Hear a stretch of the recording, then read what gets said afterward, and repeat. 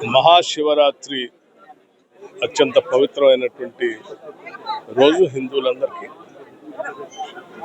ఈరోజు రాష్ట్ర వ్యాప్తంగా కూడా ఈ పర్వదినాన ఆ పరమశివుడిని దర్శించుకొని ప్రజలందరినీ చల్లగా చూడమని, ఈ రాష్ట్రాన్ని సుభిక్షంగా ఉంచేటట్టుగా రాష్ట్ర ఆదాయ వనరులు పెరగటమే కాకుండా కుటుంబాల ఆర్థిక స్థితిగతులు కూడా పెరిగి వారి జీవన పరిస్థితులు మెరుగుపడి ప్రపంచంతో పోటీపడే స్థాయిలో తెలంగాణ రాష్ట్రం 2047 విజన్ డాక్యుమెంట్ ప్రకారం $3 ట్రిలియన్ ఎకానమీ దాకా ఎదిగే స్థాయిలో ఈ రాష్ట్ర అభివృద్ధి జరగాలని చెప్పి ఆ పరమశివుడిని కోరుకోవటం జరిగింది.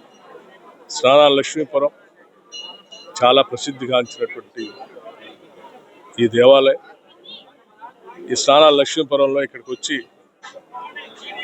ఈ నదిలో స్నానం ఆచరించి వారు కోరుకున్నటువంటి కోరికలన్నీ నెరవేరుతాయనేటువంటి ప్రగాఢమైనటువంటి నమ్మకం ఈ ప్రాంత ప్రజలందరికీ ఉంది.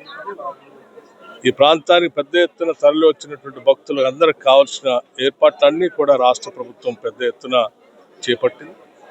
ఇక్కడే కాదు, రాష్ట్ర వ్యాప్తంగా కూడా శివాలయాల్లో ఎక్కడెక్కడైతే భక్తులు పెద్ద ఎత్తున వస్తున్నారో ఆ ప్రాంతాలన్నింటిలో కూడా రాష్ట్ర ప్రభుత్వం ప్రత్యేకమైనటువంటి దృష్టి సారించి కావాల్సినటువంటి ఏర్పాట్లన్నీ చేసుకుంటూ ముందుకు పోతా ఉన్నా. తప్పనిసరిగా భక్తులందరూ కూడా ఈ పరమ పవిత్రమైనటువంటి శివరాత్రి సందర్భంగా ఆ పరమశివుని దర్శించుకొని వారి కుటుంబాలన్నీ కూడా చల్లగా ఉండాలని చెప్పి కోరుకుంటున్నాను.